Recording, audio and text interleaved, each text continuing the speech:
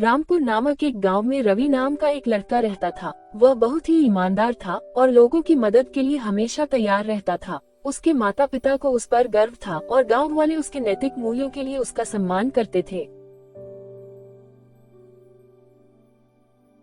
बाबा, मैं आपकी मदद करता हूँ। यह बहुत भारी है। आप बताइए आपको कहाँ जाना है, मैं आपको छोड़ देता हूँ। बेटा, यही पास में ही जाना है। रवि ने लकड़ियों का बंडल उठाया और उनके साथ चला गया।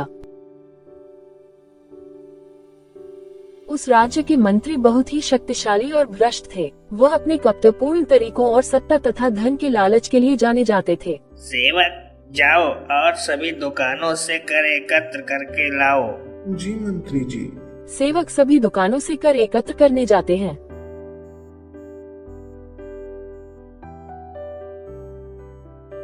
जिसमें से एक दुकान वाले के पास कर देने के लिए धन नहीं रहता। अरे सेवक, कर एकत्र हो गया? जी मंत्री जी, सभी ने तो कर दे दिया, परंतु इसने नहीं दिया। क्यों? तुम कर क्यों नहीं दे रहे हो? मंत्री जी, इस समय मेरे पास धन नहीं है। इधर बीच काम ठीक नहीं चल रहा है। बड़ी मुश्किल से घर खर्च चल पा रहा है। मुझे उससे क्या, मुझे कर चाहिए, नहीं तो मैं तुम्हें इस गांव से बाहर निकाल दूंगा।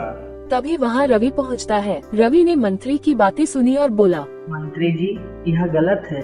आप ऐसे किसी से कर नहीं ले सकते। महाराज ने किसी प्रकार के कर की घोषणा नहीं की है। तुम कौन हो युवक? मेरा नाम रवि है। मैं इसी गांव में रहता हूँ। देखो युवक, यदि इस गांव में रहना है तो कर तो देना होगा, लेकिन मैं तुम्हारी निर्भीकता से बहुत प्रभावित हूँ। मैं तुम्हें अपने विशेष सलाहकार के रूप में नियुक्त करता हूँ और तुम्हारा कर भी माफ करता हूँ। धन्यवाद मंत्री जी, लेकिन मैं इसे स्वीकार नहीं कर सकता। मैं उस आदमी के साथ काम नहीं कर सकता जो सच्चाई को महत्व नहीं देता। मंत्री क्रोधित हो गए और कहा, युवक, तुम्हें अपने फैसले पर पछतावा होगा। इतना कहकर मंत्री जी वहाँ से चले गए।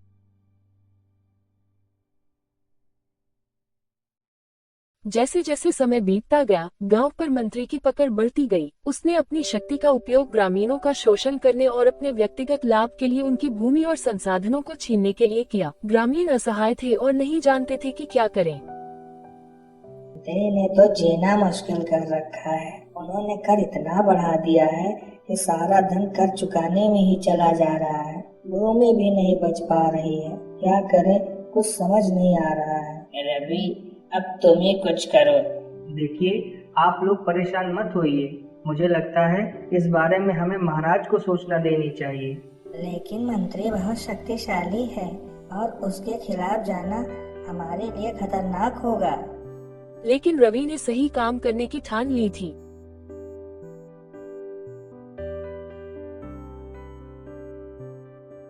वह राजधानी पहुंचा और राजा से मिलने के लिए महल में गया। अरे, कहाँ जा रहे हो? क्या काम है? मुझे महाराज से मिलना है। तुम महाराज से नहीं मिल सकते, जाओ यहाँ से। देखिए, मुझे महाराज से मिलने दीजिए। मुझे उनसे बहुत आवश्यक काम है। काफी मिन्नतों के बाद दरबारी महाराज से मिलने के लिए रवि को अंदर ले गए। तुम कौन हो युवक? प्रणाम महाराज, मेरा नाम रवि है। मैं आपके ही राज्य का निवासी हूँ। महाराज को रवि ने मंत्री जी के बारे में बताया। मंत्री की हरकत से महाराज हैरान और क्रोधित हुए। उन्होंने तुरंत मंत्री को अपनी बात समझाने के लिए महल में बुलाया। अगले दिन मंत्री जी दरबार में आते हैं। प्रणाम महाराज। मंत्री जी, ये मैं क्या सुन रहा हूँ? जिस युवक ने आप पे आरोप लगाया है कि आप गांव वालों से नाजायज कर वसूल करते हैं और उनको नाजायज परेशान करते हैं। नहीं महाराज, ये युवक झूठ बोल रहा है। मैंने ऐसा कुछ नहीं किया है। मंत्री, जो अपने झूठ और धोखे से बच निकलने के आदी थे, रवि के आरोपों से स्तब्ध रह गए। उन्होंने हर बात को नकारने की कोशिश की, लेकिन रवि अपनी बात पर अड़े रहा।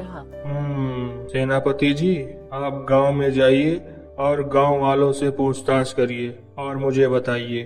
जैसी आज्ञा महाराज। सेनापति गांव में जाकर पूछताछ करते हैं और दूसरे दिन महाराज के समक्ष प्रस्तुत होते हैं। जी सेनापति जी, बताइए, पूछताछ में क्या पता चला? महाराज, आपके आदेशानुसार मैंने गांव वालों से पूछताछ की, जिससे यह पता चला ये युवक सही कह रहा है। मंत्री जी के ऊपर लगाए गए आरोप सत्य हैं। महाराज ने मंत्री जी को गिरफ्तार करने का आदेश दिया और न्याय के कटघरे में लाया गया। मंत्री के खिलाफ खड़े होने और न्याय दिलाने के लिए ग्रामीण राहत महसूस कर रहे थे और रवि के प्रति आभारी थे। राजा ने रवि को उसकी बहादुरी और ईमानदारी के लिए पुरस्कृत किया और उसे गांव का नया मंत्री बना दिया। रवि के कार्यों ने साबित कर दिया था कि कोई भी व्यक्ति कितना भी शक्तिशाली क्यों न हो, अंत में जीत हमेशा सत्य की ही होती है।